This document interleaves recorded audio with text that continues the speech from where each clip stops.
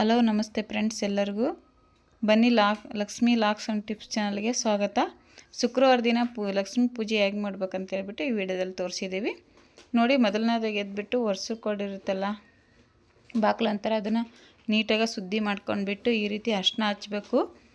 ಮತ್ತು ಮಹಾಲಕ್ಷ್ಮಿ ಫಸ್ಟ್ ಬರೋದು ವರ್ಷಕ್ಕೊಂಡು ನೋಡ್ತಾಳೆ, ಅದಕ್ಕೋಸ್ಕರ ಈ ರೀತಿ ಶುದ್ಧಿ ಮಾಡ್ಕೊಂಡ್ಬಿಟ್ಟು ನಮ್ಗೆ ಯಾವ್ದು ಇಷ್ಟ ಆಗುತ್ತೋ ಆ ರೀತಿ ರಂಗೋಲಿ ಹಾಕಬೇಕು. ಸಿಂಪಲಾಗಿ ಹಾಕಿದ್ದೀವಿ ನಾವು ನೋಡಿ. ಈ ರೀತಿ ನಿಮಗೆ ಯಾವ್ದು ಇಷ್ಟನೋ ಆ ಥರ ರಂಗೋಲಿ ನೀವು ಹಾಕೋಬೋದು. ಅದೇ ಹಾಕ್ಬೇಕು ಇದೇ ಹಾಕ್ಬೇಕಂತ ಏನಿಲ್ಲ ನೋಡಿ. ಈ ರೀತಿ ಸಿಂಪಲಾಗಿ ರಂಗೋಲಿ ಹಾಕ್ತಾಯಿದ್ದೀವಿ.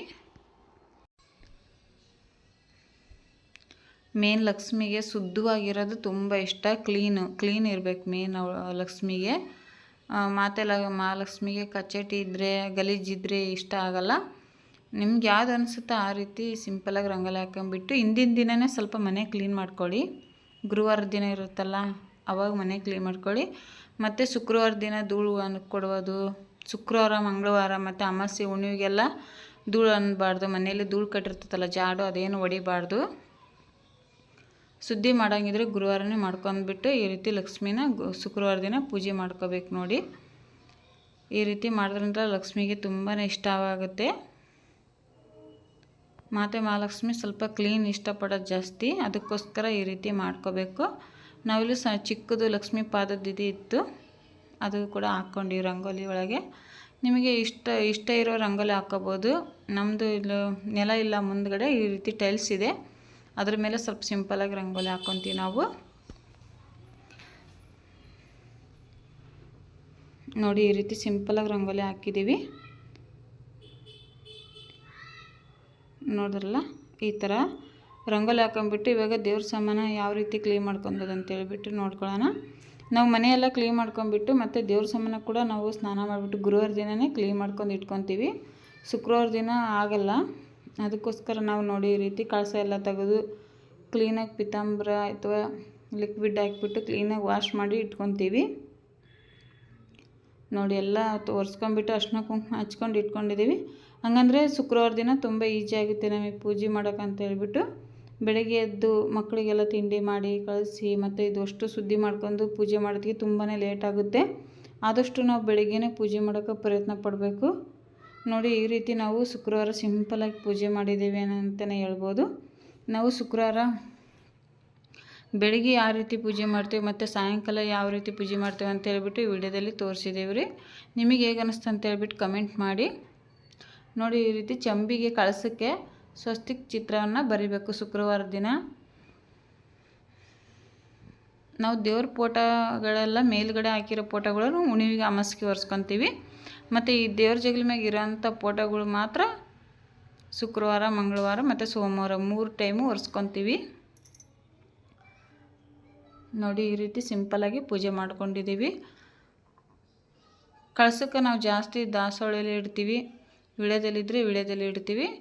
ನೆಕ್ಸ್ಟು ಮತ್ತು ಎಕ್ಕಿ ಗಿಡದ ಎಲೆ ಕೂಡ ಇಡ್ತೀವಿ ಮತ್ತು ಮಾವಿನ ಎಲೆ ಕೂಡ ಇಡ್ತೀವಿ. ನಿಮಗೆ ಯಾವ್ದು ಅನ್ನಿಸ್ತತೆ ನಿಮ್ಮ ಇಷ್ಟ ನೋಡಿ. ಈ ರೀತಿ ಸಿಂಪಲಾಗಿ ಹಣ್ಣುಗಳಿದ್ವು ನೈವೇದ್ಯ ಮಾಡ್ತೀವಿ ಅಮ್ಮನಿಗೆ. ನಿಮ್ಮ ಮನೇಲಿ ಯಾವ್ದು ಹಣ್ಣು ಇರುತ್ತೋ ಅದು ಇಡಿ, ಇಲ್ಲಾಂದರೆ ಡ್ರೈ ಫ್ರೂಟ್ಸ್ ಕೂಡ ಇಡ್ಬೋದು. ಬಾದಾಮಿ ಅಂದರೆ ಇಷ್ಟ ಅಮ್ಮನಿಗೆ, ಮತ್ತು ಬಾದಾಮಿ ಗೋಡಂಬಿ ಕೂಡ ಇಡ್ಬೋದು ನೋಡಿ. ಮತ್ತು ಸಾಯಂಕಾಲ ಕೂಡ ಲಾಗ್ ಮಾಡ್ತಾಯಿದ್ದೀವಿ ನಾವು. ಸಾಯಂಕಾಲ ನಾವು ಯಾವ ರೀತಿ ಪೂಜೆ ಮಾಡ್ತೀವಿ ಅಂತ ನೋಡಿ. ಬೆಳಗ್ಗೆ ಹಚ್ಚಿರೋ ದೀಪಗಳು ಹಂಗೆ ಇದ್ವು, ಅದಕ್ಕೋಸ್ಕರ ನಾವು ಸಂಜೆ ಉದನ್ ಕಡ್ಡಿ ಹಚ್ಬಿಟ್ಟು ಮನೆಗೆ ಸ್ವಲ್ಪ ಧೂಪ ಹಾಕ್ತೀವಿ ರೀ. ಅಂದರೆ ಲೋಬಾನ ಯಾವ ರೀತಿ ಹಾಕ್ತೀವಿ ಅಂತ ಹೇಳ್ಬಿಟ್ಟು ನಿಮಗೆ ತೋರಿಸ್ತೀವಿ ರೀ.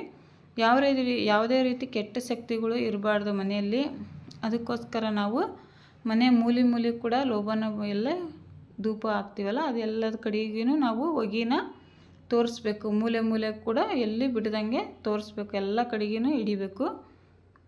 ಆ ರೀತಿ ಹಿಡಿಯೋದ್ರಿಂದ ಮನೆಯಲ್ಲಿರುವಂಥ ಕೆಟ್ಟ ಶಕ್ತಿಗಳು ಯಾವುದೂ ಇರಲ್ಲ. ನೆಗೆಟಿವ್ ಎನರ್ಜಿ ಹೋಗ್ಬಿಟ್ಟು ಪಾಸಿಟಿವ್ ಎನರ್ಜಿ ಬರುತ್ತೆ ಅಂತೇಳ್ಬಿಟ್ಟು ಹಿರಿಯರು ಹೇಳಿದ್ದು. ಮತ್ತು ಇವಾಗೆಲ್ಲ ಈ ರೀತಿ ಮಾಡಬೇಕು ರೀ. ಈ ರೀತಿ ಮಾಡಿದ್ರೆ ನಮಗೂ ತುಂಬ ಒಳ್ಳೆಯದಾಗೈತಿ. ಈ ರೀತಿ ಮಾಡ್ದಾಗಿಂದನೂ ನಮ್ಮನೇಲಿ ಹಂಗೆ ದರಿದ್ರತನ ಅನ್ನೋದು ಹೋಗಿದೆ. ಸ್ವಲ್ಪ ಮಕ್ಕಳು ಓದೋದ್ರ ಆಗಲಿ ಮತ್ತು ನಮಗೂ ಸ್ವಲ್ಪ ಫ್ರೆಶ್ ಅನಿಸುತ್ತೆ ಸ್ವಲ್ಪ ಮೈಂಡು ಈ ರೀತಿ ಮಾಡೋದ್ರಿಂದ ನೋಡಿ. ಈ ರೀತಿ ಎಲ್ಲ ಕಡೆಗಿನ ಲೋಬನದಿಂದ ನಾವು ಮೂಲೆನೂ ಬಿಡಬಾರ್ದು. ಆ ರೀತಿ ಎಲ್ಲ ಕಡೆಗೆ ಹಿಡಿಬೇಕು ನೋಡ್ರಿ ಲೋಬನನ.